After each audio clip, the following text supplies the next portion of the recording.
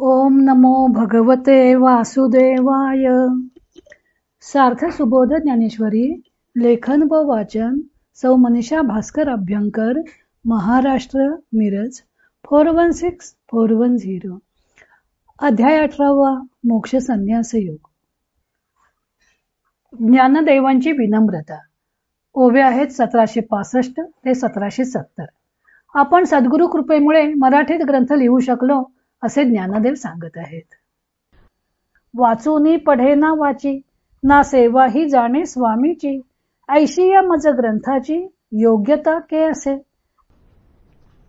नाहीतर मी शिकलो नाही व मला वाचण्याचा अभ्यास नाही व मी गुरुची सेवाही जाणत नाही असा जो मी, त्या मला ग्रंथ रचण्याची योग्यता कोठून असणार. परी साचचे गुरुनाथे, निमित्त करुनी माते, प्रबंध व्याजे जगाते, रक्षिले जाना. परंतु खरोखरच गुरुनाथांनी मला निमित्त करून ग्रंथरचनेच्या निमित्ताने जगाचे रक्षण केले असे समजा. तरी पुरोहित गुणे मी बोलिलो पुरे उणे, ते तुम्ही माऊलीपणे उपसाही जोजी.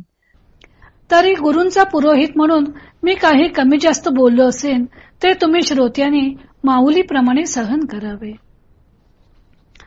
शब्द कैसा घडीजे, प्रमेयी कैसे पा चढीजे, अलंकारू म्हणीजे कायते नेणे.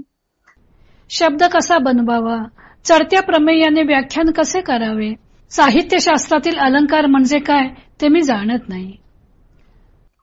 साई खडे याचे बाहुले, चालवित्या सूत्राचे नि चाले, तैसा माते डावीत बोले, स्वामी तो माझा. कळसूत्राचे बाहुले त्याला चालवणाऱ्या सूत्रांनी चालते, त्याप्रमाणे मला दाखवीत म्हणजे पुढे करून ते माझे गुरु बोलत आहेत.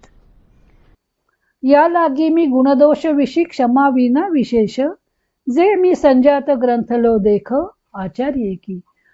या कारणास्तव गुणदोषांविषयी मी विशेष क्षमा मागत नाही, कारण की माझ्या गुरूंनी उत्पन्न केलेल्या ग्रंथाची मी रचना केली.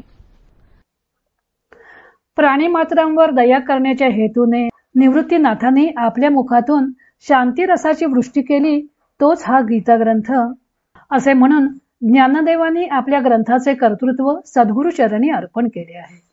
गीता ग्रंथाचे सारे श्रेय सद्गुरूंनीच आपल्या पदरात घातलं आहे. गुरु परंपरेने प्राप्त झालेले समाधिधन निवृत्तीनाथांनीच ग्रंथ रूपाने रचले आहे व ज्ञानदेवांना केवळ लेखणी केले आहे अशी त्यांची भावना आहे. ज्ञानदेव सांगतात की आपल्याकडे शिक्षण नाही, अभ्यास नाही व गुरुसेवा कशी करायची तेही आपण जाणत नाही. असे असता आपल्याकडे ग्रंथ रचण्याची योग्यता कशी असेल. तेव्हा गुरुदेवानेच ग्रंथरचना करून जगाचे रक्षण केले आहे हे म्हणणेच ठीक असं त्यांना वाटतं.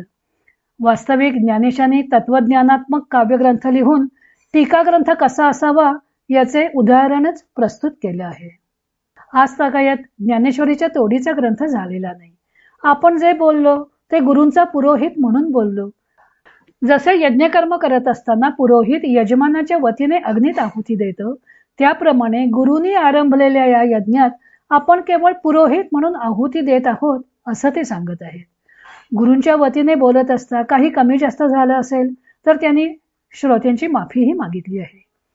ज्यांनी साहित्याची या बनावा असा ग्रंथ लिहिला ते आपल्या अज्ञानाविषयी म्हणतात की शब्द कसे बनवावे, श्रोते गुंगून जातील असं व्याख्यान कसं करावं, साहित्यशास्त्र म्हणजे काय, साहित्याला नटवणारे अलंकार कशाला म्हणावे हे आपल्याला काहीही माहीत नाही.